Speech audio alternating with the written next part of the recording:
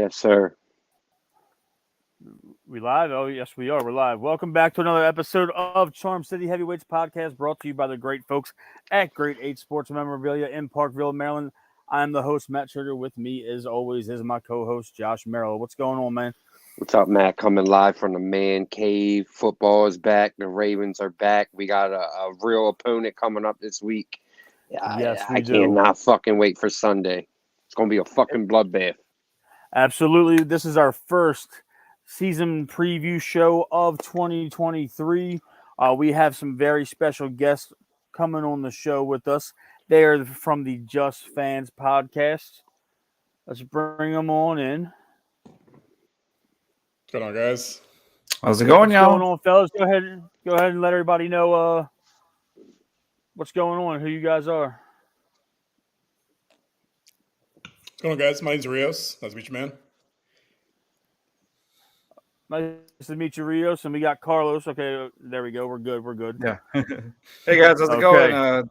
This is Carlos from the Just Fans podcast, and I got my co-host Rios on here. We're a local Houston podcast. We do a lot of Texan talk, Astros talk, Houston Dynamo soccer talk. Rios and my other co-host that couldn't be here today, they do a lot of like Houston Rockets talk as well. And of course, I do a little bit of wrestling talk on my own there. So we love wrestling, brother. We're two diehard WWE guys. Yeah, same. We do WWE and AEW stuff as well. So it's pretty cool. So we we've been going at it for about a year now. So if it wasn't for these guys here, I don't think we'd have enough enough followers as we do or whatnot. So I'm very happy to be here with you guys, and man, I'm ready to talk football just like you are.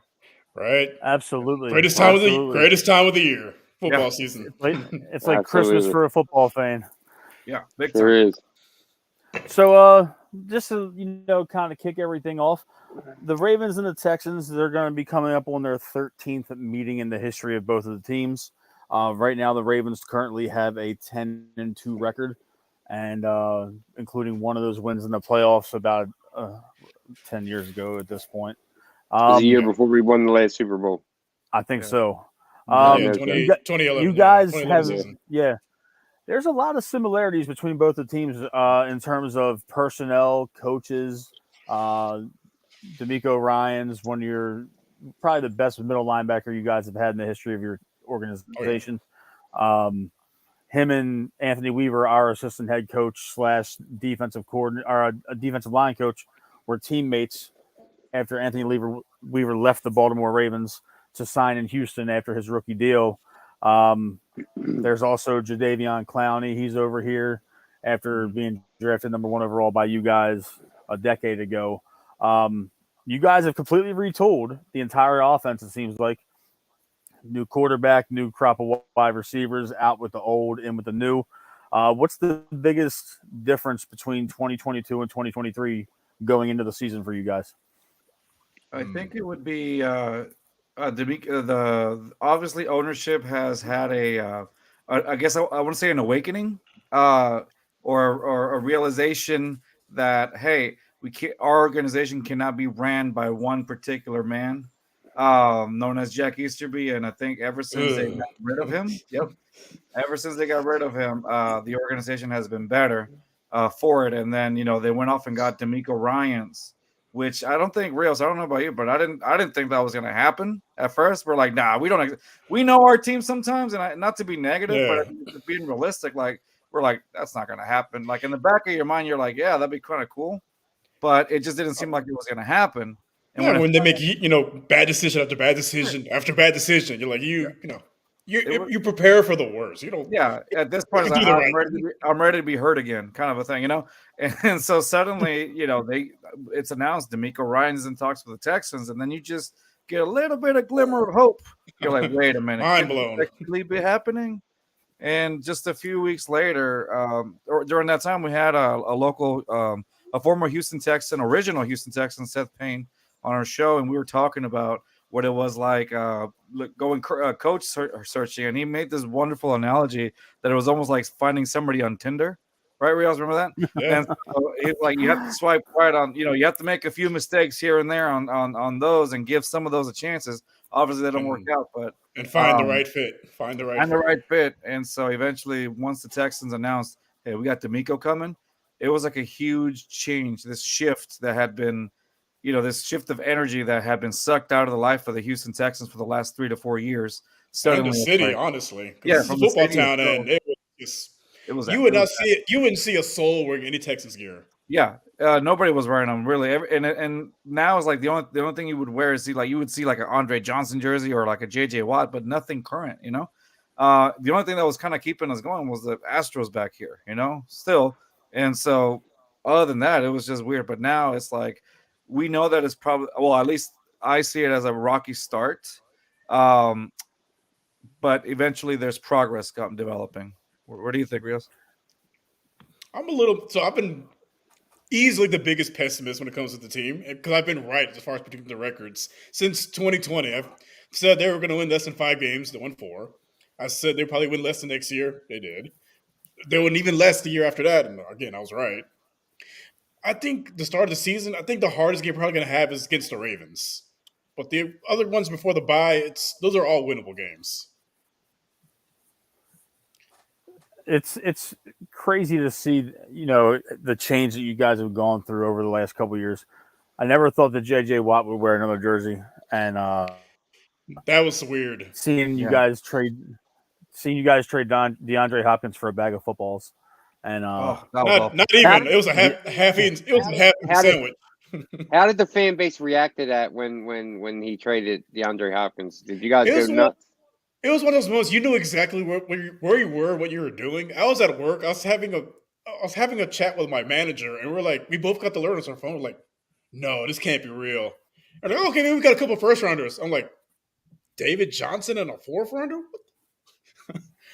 I was like, bro, what? No. No, this can't be real. Easily one of the saddest days in Houston football history. If you traded DeAndre Hopkins, who was and then the world shut down. So yeah, precursor. Exactly, it was a precursor. Yeah, it was. Yeah, it was. Fan base. Everybody was shocked. We thought it was a joke at first, and eventually it was confirmed. And then I think the bigger joke was the return, the half-eaten sandwich, and the spirit of David Johnson. Yeah, well, since the previous season, there was already some talks that he might go somewhere, but you would think a guy in the a guy that's in the caliber of DeAndre Hopkins, you would get a 1st-round pick or something, at least one. Yeah, at least something good in return. No, it was or even a full sandwich. That'd have been a little bit easier to swallow. A full sandwich. No, we got half. Now he's back in your division. He's with the Tennessee Titans. The Titans. Well, he chased the bag because no contender was going to give him money. He said today of all the teams that turned him down, look at who they have in their room. They're not going to give you the money you're looking for to be the 3rd option. It's the very 49ers, the Lions, all those other teams. They're not going to give you the bag, bro. He chose the money. That's cool.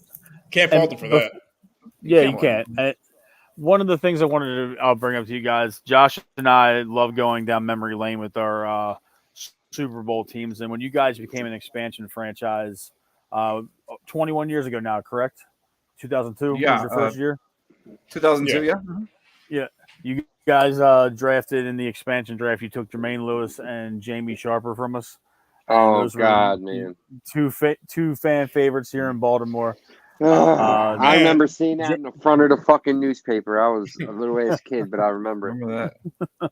Man, 2 names I haven't heard in a long time. I know. That's all. It's taking me back. It's cool though. Jermaine's still local. He's still living in Baltimore, and Jamie Sharper, I believe, is on the coaching staff at Georgetown in DC. So yeah, they're still relatively local, but that was just crazy. I was just thinking about the history. Before we get into the positional breakdowns and talk about a little bit about the current teams, what can you tell us about Jadeveon Clowney that we don't know?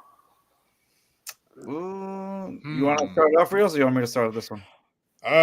Don't expect double-digit games. Let's put it that way. Double-digit games. Double-digit games. Yeah, it seemed like there was always the thing is, Clowney, it looked like he had a potential. A lot of people said, yeah, he's Rios, do you remember who called it for Jadeveon Clowney? One of the analysts. They called it for Merrill Hodge said he's lazy. That basically that highlight play is what propelled him to number one, but he's not gonna pan out in the NFL, and he's like on his 5th team right now. So, so he I mean, I like the potential that Clowney had. I really did, and I didn't. I wasn't a big. I was like that one hit in that bowl game was really because I heard nothing about him the entire college season at all till then.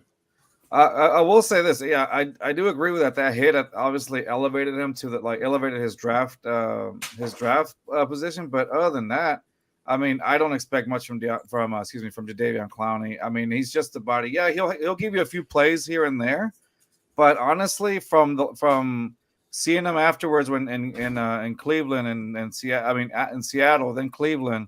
I don't remember. Did he go anywhere else besides Seattle and Cleveland? There was another team. Tennessee. Tennessee, Tennessee, that's right. Tennessee for a year, I think. This is his 5th team, so exactly. So it's like I remember seeing him in those teams, but I saw maybe 1 or 2 highlights throughout the season, and then he would just disappear off the face of the earth. Like he'll just be a regular guy on your defense. He's great at setting the edge, but getting sacks, pressuring the quarterback, I wouldn't bank on that. Yeah, well, that's what we really want him for. We want him to set the edge. And that's the thing. We're not expecting sacks from him.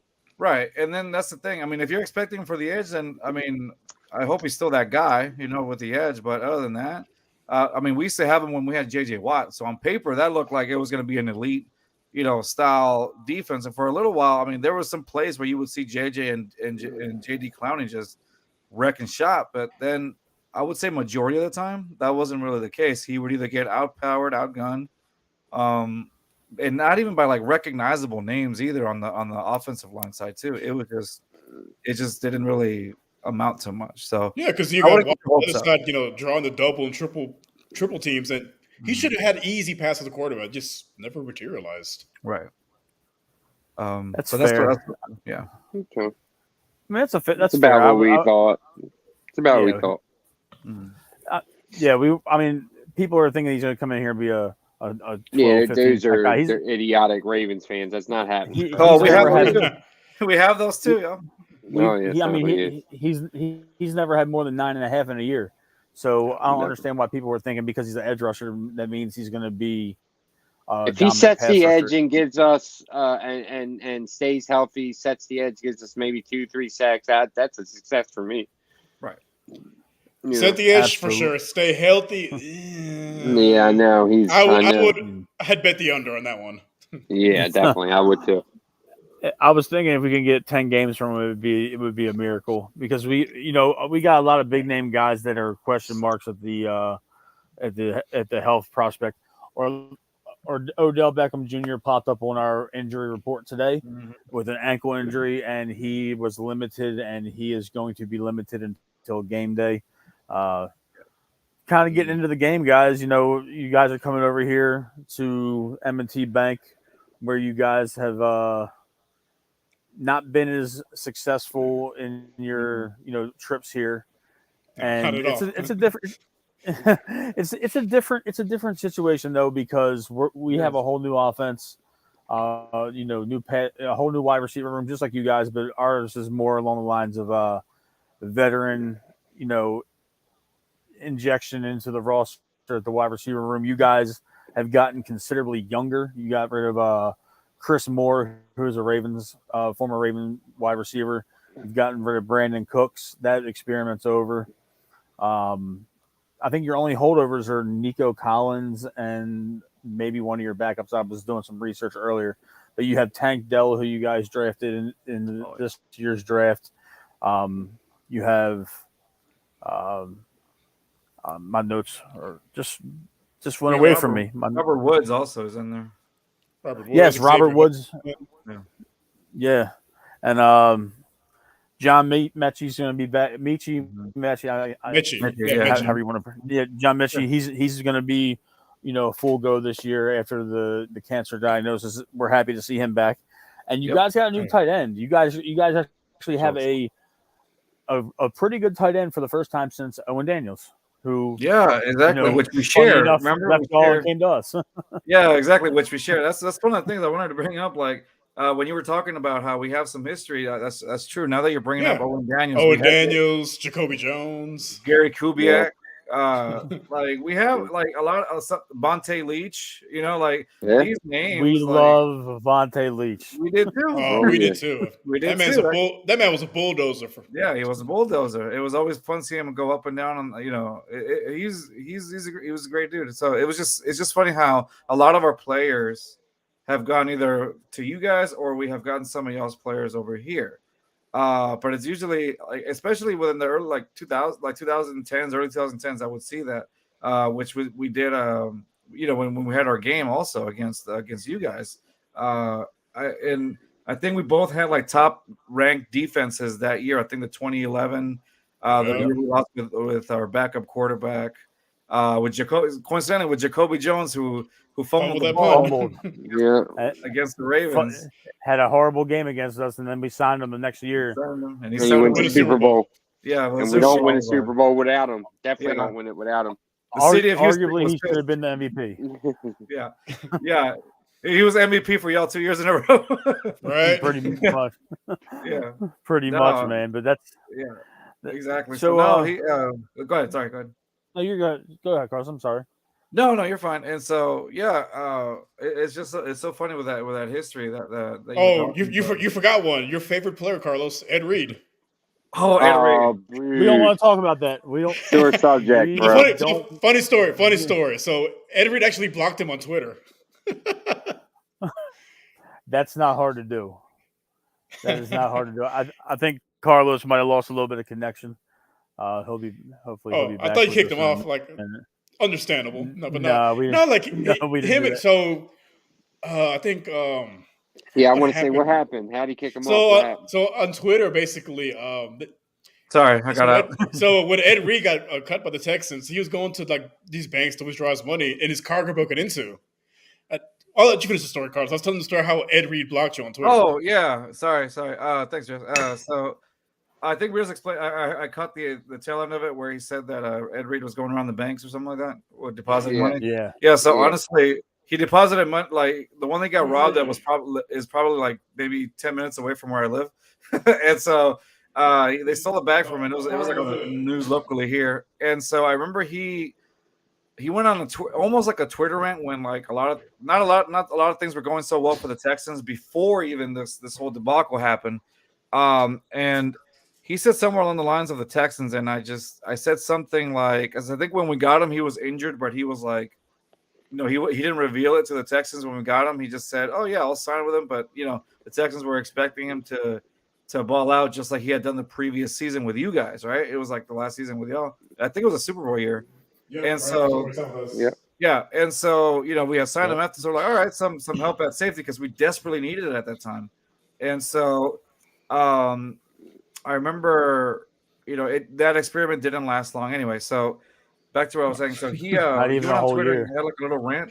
Was that like 6? It was like 6 games, I think. 6 games, yeah. And so he went on a Twitter rant about it or something like that. And so I said something along the lines of, obviously it was in my old Twitter account, and I said something along the lines of, "Oh, that's funny. I think I would make a joke about Ed Reed or something like that, but I would be afraid he broke his hip because I think he was having hip problems." It was something dumb. I didn't think I was going to look at it. I really didn't, because it was just something that I was sending out into the Twitterverse or whatever. I kid you not, about 5 minutes after I posted that, he follows me on Twitter. Oh shit! And I'm talking to Rios here. I'm like, "Hey, Ed Reed just followed me." I sent this message out, and I was like, "Hey, I was just kind of kidding." But he sent this message out, and then he, like a minute after he followed me, he said, "Anybody who's talking mess is gonna get deleted and blocked or whatever, right?" And then again, I made a joke about his age. It was something dumb because I was young too, and I can't remember specifically what it was. And I was like, I think Ed Reed busted his neck or something like that on this post. It was something dumb. He busted it. I think you said he busted his hip tweeting this out. That's what it was. Yeah, he busted his hip tweeting this out or whatever. And he blocks me immediately. And so to this day, if I go to Ed Reed on my old account, it's still blocked. So, but honestly, in a way, I know that I was trolling, but it was my stupid way of trolling at the time. but I was like, dude, I got blocked by a Hall of Famer. Like, Yeah, to that's me, pretty cool. It's funny you say it because Josh got blocked by our other Super Bowl safety from that team. And it's crazy because Josh used to troll Bernard Pollard on Twitter all the time. And then we did a Bernard show, Pollard. bro, and That's he right. had no Former Texan. Yeah, Former yeah, Texan. that's right. That's right. Sorry, go ahead. Yeah. So how'd Bernard, you get blocked? We used to argue because he was always a big Lamar Jackson hater and a Oh. big John Harbaugh hater, and I just lost it on him on Twitter a few times, and we would go back and forth, and then he blocked me, and then we did a show with him, and he had no clue who the fuck I was, or like I was this guy that we'd been arguing with him for almost a year, and before he blocked me. and it was crazy We because argued about everything, bro. we told him on air. We didn't tell him in pre-show. Right. We told Bernard on the air that he used to argue with Josh and he blocked him, and he busted out laughing and he thought it was the greatest thing in the world. It's crazy how now that we've been talking for 20 minutes, man. It's so crazy the similarities between both of our teams and the amount of players and coaches that have, and blocks. It's wild, man. But getting into Sunday, this is our season opener. And how are you guys feeling when it comes to your defense matching up against our offense? So it's gonna be a true test, I think. It'll be a defensive test for sure. I mean, they got the Texans coming in. We have a rookie. We have a new style of defense with DeMeco Ryans. He's the guru of the defenses. You saw what he did with San Francisco. He's doing the same thing over here. When Rios and I went to training camp this year, we felt a different kind of energy. Like, big time. Everybody was chasing after the ball. Everybody was going after the ball. There was like a will, like almost like they were hungry to play again. And in the previous years that Rios and I had gone to, we hadn't really seen that, right? It was lackluster. Like it was lackluster. It was they were there so they didn't get fined. Yeah, they were there so they don't get fined, exactly. And so we saw like just this shift of energy. Everybody wanted to make DeMeco happy. Like, and it's so funny because he doesn't look like he can be like a mean coach or anything, because he's always smiling and whatever. And it's a true testament to it'll be a true test. The only thing that concerns me that I saw, we know that the back of the defense, the cornerbacks, the defense, like that secondary, secondary, I'm not too worried about it. I think we're in good hands, except for Jimmy Ward's not going to be there. He got injured a couple of days ago, and they put him on the injury report, so he's not going to play. But we got Jalen Petrie back there, who's been amazing, which I think is going to ball out this year. What kind of concerns me a little bit though is I know it's preseason, but when we went against Miami in the preseason, even with some of our starters, we still had a little bit of trouble with the run. And mostly on the edge though. The speedsters they struggle with, but those ones up the middle they contain. But we don't have a guy that can set the edge. Yeah, outside of Will Anderson, there's not really an edge setter on the other side of the defense. Exactly, and a quarterback like Lamar Jackson who uses his leg, who uses legs really well, that may be a problem for us. Most dynamic quarterback I've seen since Michael Vick, man. He's just he's so much fun to watch. You guys are lucky. Yeah, he's fun to watch, but he stresses us out. Unbelievably stresses us out. Because I know quarterback.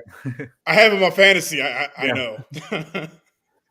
I'll say this, not to get into the fantasy talk, but I do not draft Lamar Jackson in any of my leagues because I want to watch Lamar Jackson as a fan, and I don't want to worry about him putting up stats. I just want him to win. Yeah. And that's it. I avoid that. But Josh, how do you think the defense is going to stack up this weekend against the Texans defense? Going to stack up against our offense? We got Odell, we got Zay, we got Aguilar. Andrews is fired up right now. JK and Gus are healthy. He is. Listen, I think it's going to be up to the Ravens. I expect us to come out a little bit slow. New offense, new offensive coordinator. Everything's completely different. A lot of new faces on the field. But once it gets clicking, I think the Texans are going to have a big issue with stopping the run. You guys said I was going to say that you don't really have that edge setter. Dobbins can get outside, Hill can get outside, and then Edwards is the punch you in the mouth up the middle. I think the Texans are in trouble this week. Mm-hmm. You know, I was looking at the makeup of the Texans team. I was doing a little bit of research earlier, and outside of like you said, Will Anderson, you guys are largely unproven at the edge, outside linebacker area. Petrie, I believe Petrie's a Baylor guy. Yes, yes. Yeah, Baylor safety. Okay, I know that he's good on the back end. Um, Jimmy Ward is always banged up. He was banged up in San Francisco. Mm-hmm. So I expect him to play. I like the kid Stingley you guys got, Stingley Jr. I think he's going to be a good cornerback for you guys. It's going to be interesting to see which cornerback, him or Stevie Nelson, who you guys put on Odell and who you put on Zay. Those are our two main guys. And I was really looking at your inside You're linebackers. forgetting about and your Bateman, Matt. Well, yeah, Bateman too. I do forget about Bateman because he's our third wide receiver right now, which is crazy.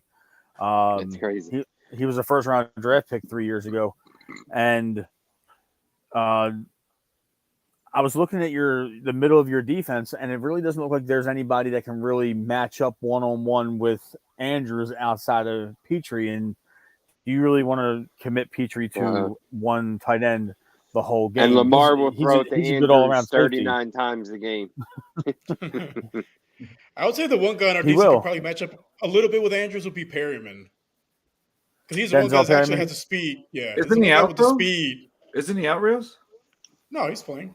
Oh, okay. I thought I didn't see him on the depth chart unless they hadn't updated it, but because they update it every week. That's what I thought. I might be wrong though. I didn't see him. Yeah, they released the unofficial depth chart, but it can always change between now and Sunday. Right. Yeah, that's what I thought. I didn't see him, but I could be wrong. Yeah, it could change, like you said. So when it comes to the offense, our offense and the Houston defense, what's the biggest matchup you're looking forward to on that in that phase of the game? Is there a particular one-on-one matchup, or is it the trenches? What are you looking? What is your key to the game for you guys defensively for the Ravens offense? I think for them, if they're able to contain Lamar, keep him from making those outside runs, and force him to be a pocket passer, I want to see if Lamar can take the next step as far as being a pocket passer, because he's always had the ability to run, but like when teams force him to stay in the pocket, that's where he's struggled a little bit. So I want to see if he could take the next step and how we are able to match up with that and see if we're able to go up against one of the elite quarterbacks in the NFL. Yeah, I agree with that. It's if as long as you can contain Lamar Jackson and mess around a little bit with Dobbins here and there, I think that's it. Really, that's really the key. Containing Lamar Jackson and Dobbins, but mostly Lamar Jackson, keeping him in the pocket, making him feel a little bit uncomfortable. Then I think that's the key to the game. Once he gets an open field, it's Michael Vick in the 04 Madden, just unstoppable. Give him some space, and Lamar Jackson will wreck you. And I think that's what the Texans need to understand. Hey, I know we're a young team. I know that we need to make sure that we make Lamar Jackson just feel as uncomfortable as possible. And if they can, and they're willing to do, if they can do that, I mean, I see them, either winning it or getting closer. But it's a long shot, to be honest with you. Honestly, I see a very low-scoring game. I think it's going to be a lot of old-school football. It's going to be low-scoring, a lot of running the ball, a lot of three and outs. It's not going to be a high-scoring game. I don't see it. I don't see it being a shootout. Josh, what is your key for the Ravens offense versus this Texans defense? According to Carlos and Rios, they're hungrier. They're more pursuant to the football. They have some guys that want to go out there and ball that are showing continuous effort. What do you think our key to the game is offensively? Well, I think it's the offensive line. Did they give Lamar time? The other key and something I cannot wait to see is the different formations and to see a Ravens offense like in a spread formation, 3-4 receivers on the field. I'm excited to see that. The other key to the game is the tight ends. If Andrews is taking double teams, is likely get a lot of looks. We're excited, Matt. We've been waiting for an offense like this for a really long time, like our whole life. Haven't had it for about 8 years. To be coming together. Yeah, and it all seems to be coming together. Like I think Zay Flowers is going to be an absolute monster. I think a lot of people don't know Oh who he yeah. is, but they're going to Oh, know yeah. who he is soon. I want him. Oh, I You wanted know, him. we oh all yeah, wanted him in the draft process. Like I was like, yeah, and, I and was hoping we got him, but absolutely. And I got a question for you guys. When Lamar didn't sign yet, and there was some Texan rumors for a Yeah. while, what was the fan base? Did you guys want him or you didn't want him? What was it like? I personally wanted him. I think yeah, same. I personally wanted him. I know there was some because we're in a lot of Texans chats. There was some divisiveness to it, Yeah. but overall, I'd say majority of the fans majority. Yeah, wanted him. majority I'd did. say a good majority. The ones that had the most common sense, I would like to say, were Like, okay with who would Lamar. say no to future Hall of Famer in his prime? Yeah. Like, come Yeah. on. Yeah, Kid, and but Ravens fans, like, we had done accept that he was leaving, like, and we wanted him to go to you guys because you guys got all the fucking picks. Yeah, We yeah. wanted your guys' we were picks. I wouldn't have minded I, it with the picks or whatever. It could have been. It could have even. There was even like how do you call it, the fakes where they put like the jerseys on them on Twitter or Yeah, whatever. There yeah. was a lot of Lamar Jackson ones Oh, yeah, Texas jersey. with Texas sure jerseys. I was was. like, to me, I was happy. I was like, ho, he gets to wreck shop against I Deshaun was Watson. Mhm. I was Mhm. like, there's no way it happens. Like, I wouldn't be against it, but I was like, Yeah, there's no it way. wasn't gonna happen. There's no way Baltimore lets him leave in his prime for No, he wasn't basically going. unproven draft picks. Like, I mean, we were draft picks are just cool, but over it. you don't know what they're gonna be. Like, you Yeah. really don't know what they're gonna be. Yeah. We were just over it. We wanted to We end were to over the it either way. We we wanted wanted it to end to over. the whole saga because at the end of the day, if we were gonna get rid of him, shop him to the highest bidder for draft capital and players, but it ended up working out. I thought for sure he was gonna either be in Atlanta or Indianapolis or even with you guys. And it would have been crazy if Lamar Jackson would have been a Houston Texan coming to Oh, the my God. the This would be a bank different week one. podcast. I'd be It'd quiet be a and very sad. different. Yeah, we might not even be doing this show right now. Yeah, I you probably know, wouldn't. No, honestly, I but thought he's either gonna come here or to Atlanta. I thought Atlanta for sure. What could be more fitting? The best prospect is Michael Vick going to Atlanta, and him Yeah, wearing the yeah, number 7. Man, that'd have been. that would have been Yeah. cool. That yeah, would have been different. it would have definitely been different. But switching gears, uh, our defense has kind of taken some hits. In the offseason, we lost Calais Campbell, and we didn't really sign anybody to replace him unless you consider Jadeveon Clowney the replacement to Calais, which I Oh do. A lot of people don't no, I don't because see they're not the it. same position. Yeah, Calais Calais provides an was a inside pass pass. rusher. Yeah, he's a Yeah, he pass was an rusher. inside pass rush.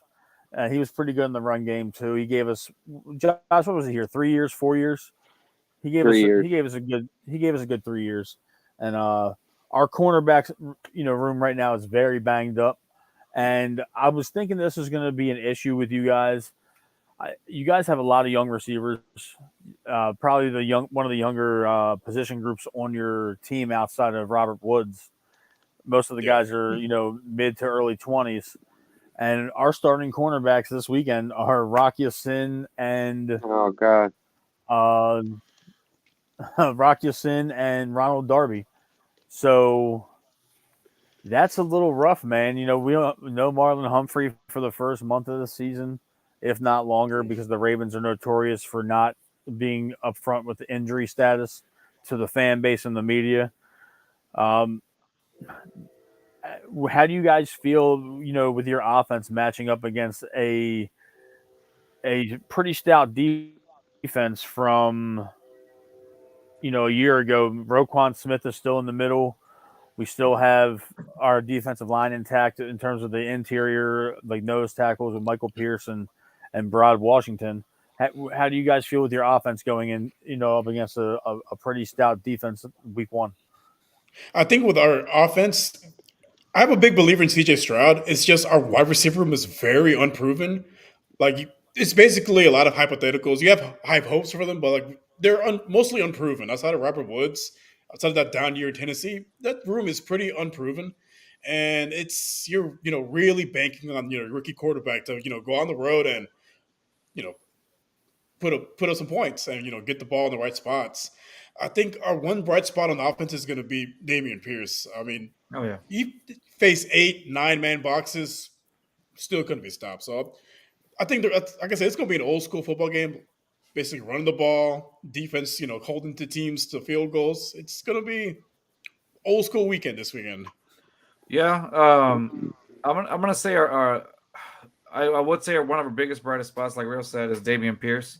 Damian, as you saw him last season, he was wrecking shop against the Jacksonville Jaguars. He went through like 5 dudes nonstop. My biggest concern was, what are the Texans doing to protect him? Well, they went out and got a Singletary from the Bills to back him up, give him a little bit of a break. I'm like, great, you invested in your running back, you gave him a break. This way, there's not that much wear and tear on him, right?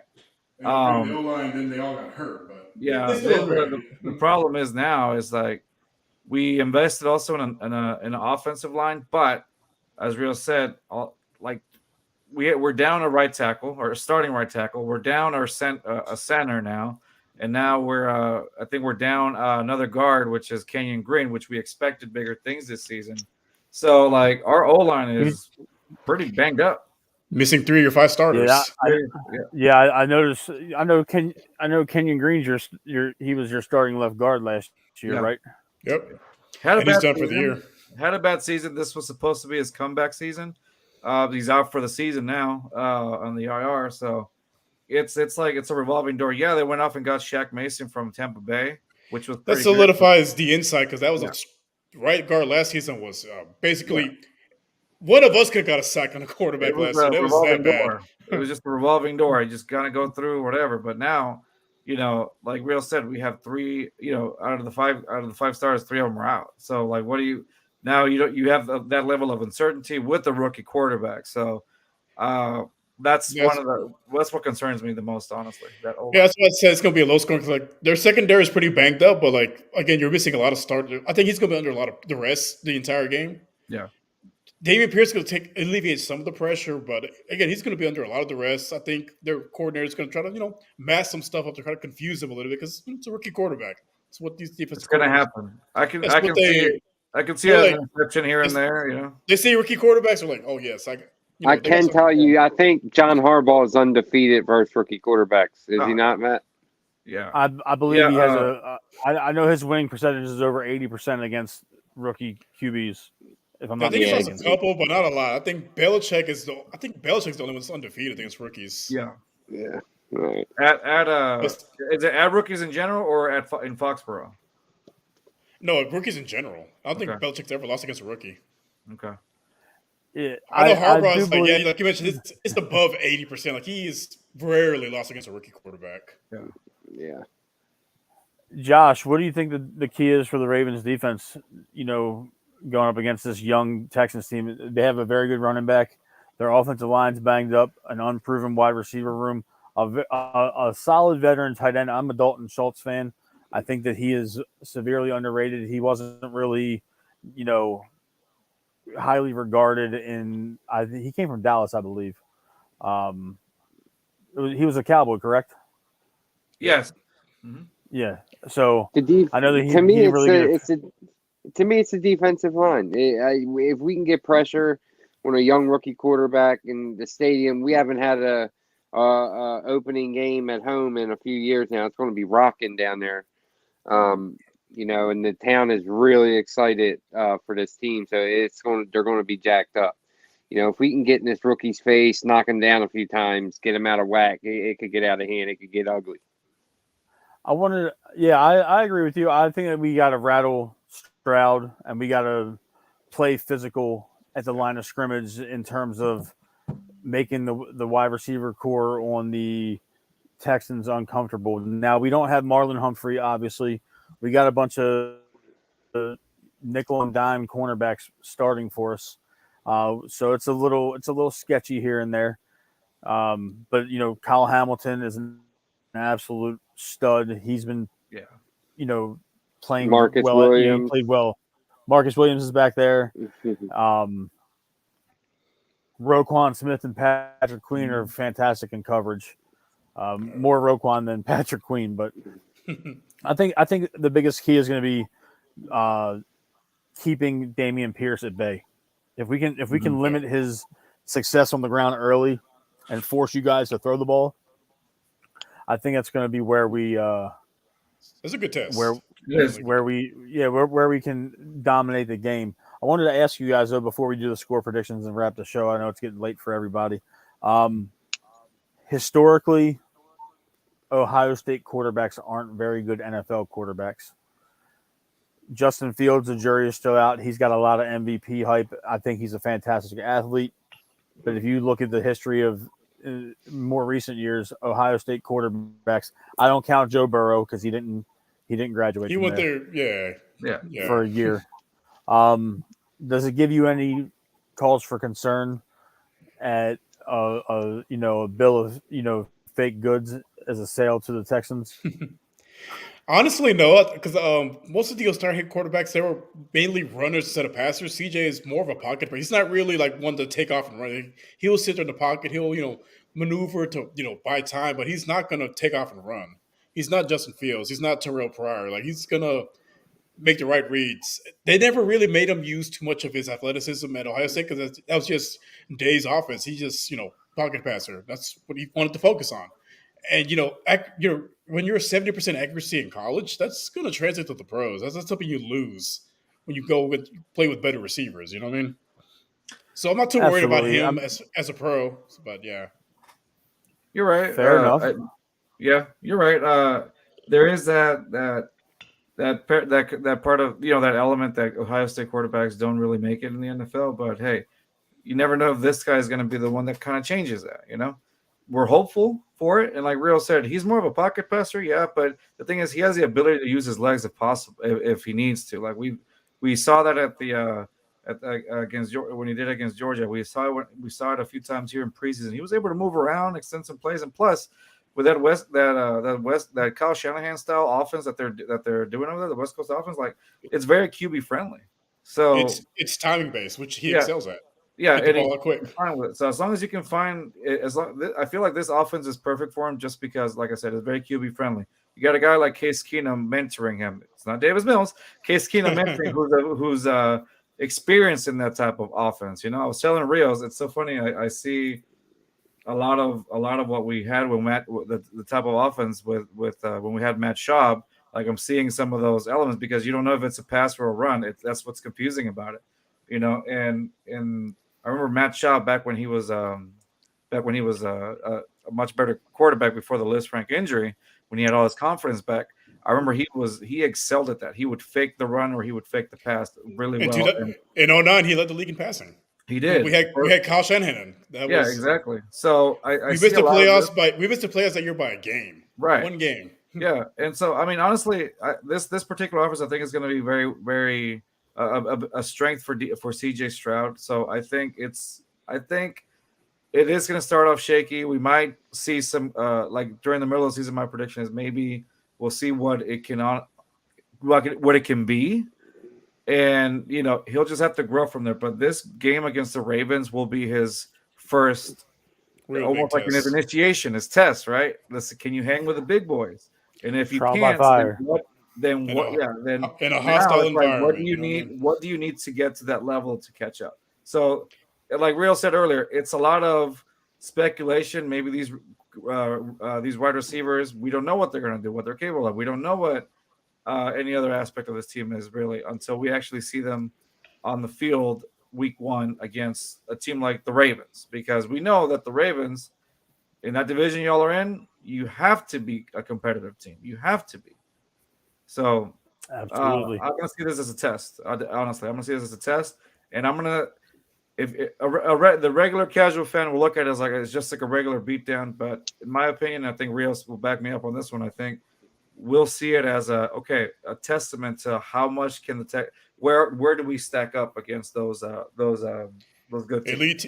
elite teams in the AFC, basically. Yeah, it's definitely going to be a hard fought game. Yeah. Go ahead. I'm sorry. Go back to the quarterbacks. People's like, Ohio State quarterbacks don't make it.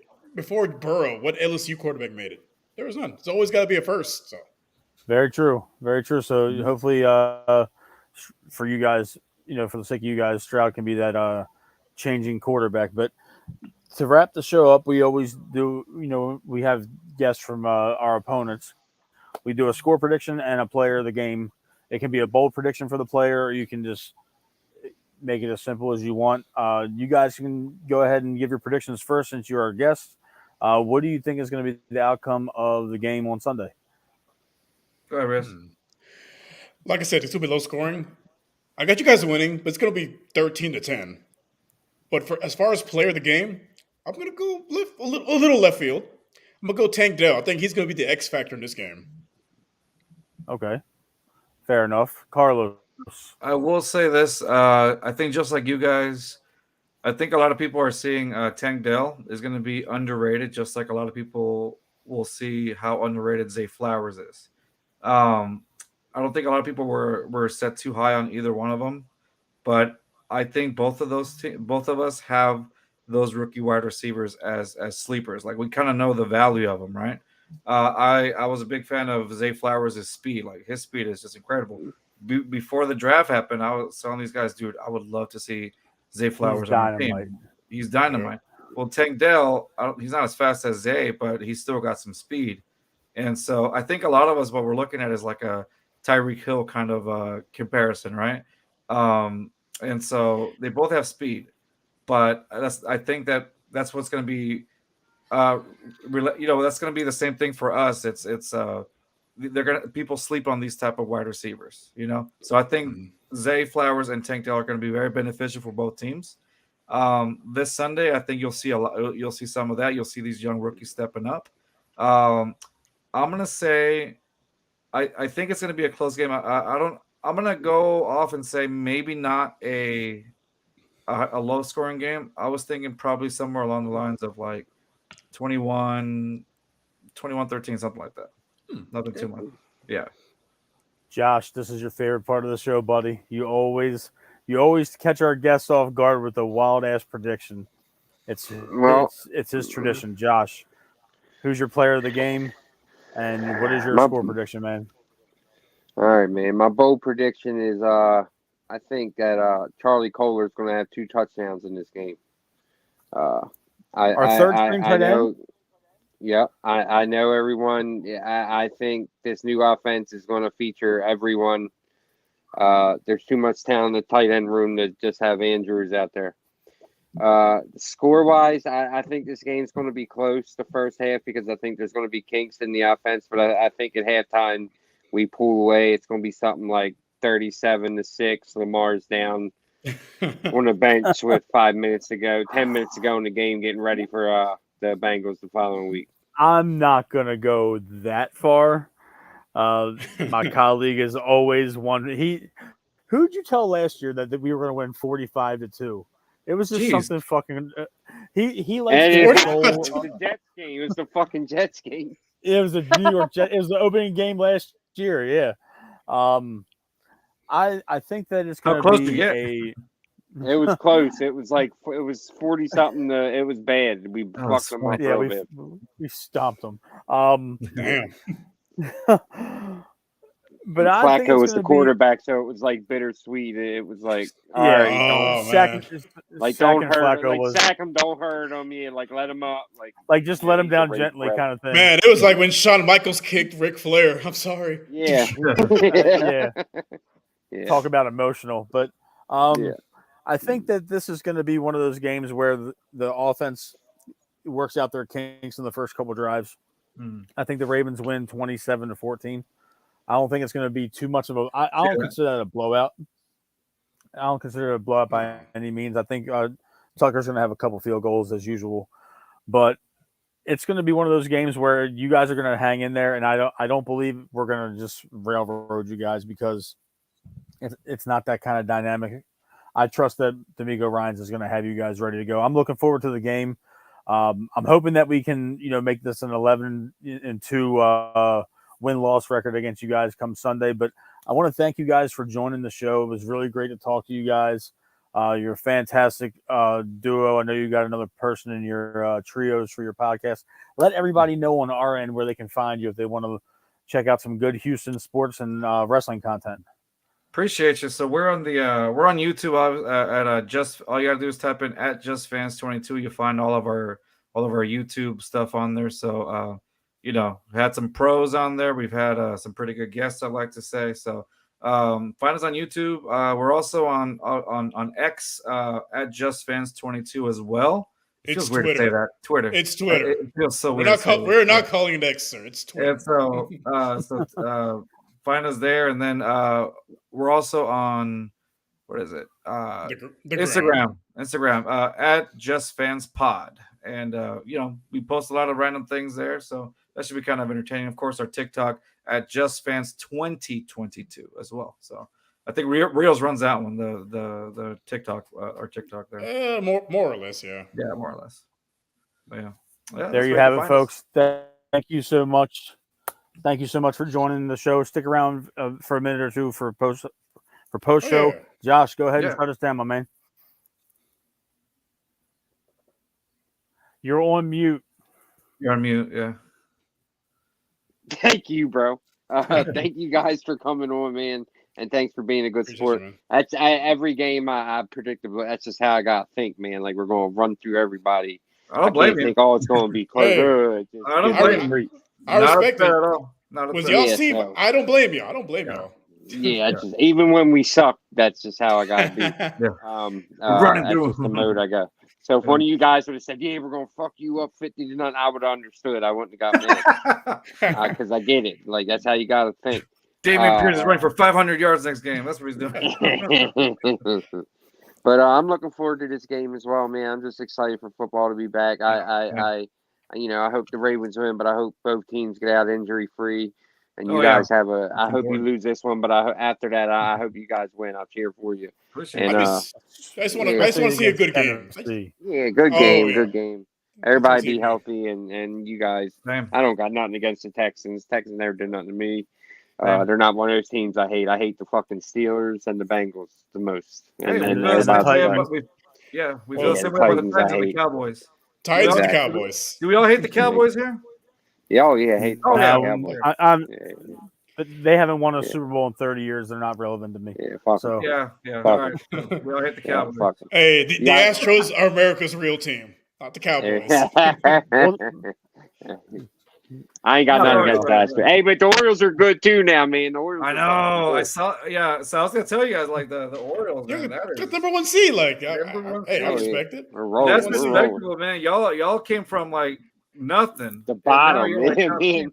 No, y'all similar to the Astros. Like the Astros are losing 100 games a year, and y'all look at y'all. You're like top of the AL. Like, it's because of your guys' team. We got a piece of your DNA. But man. Like. Absolutely. All right, Ravens fans, shut this bitch down. I got to work tomorrow. Yeah.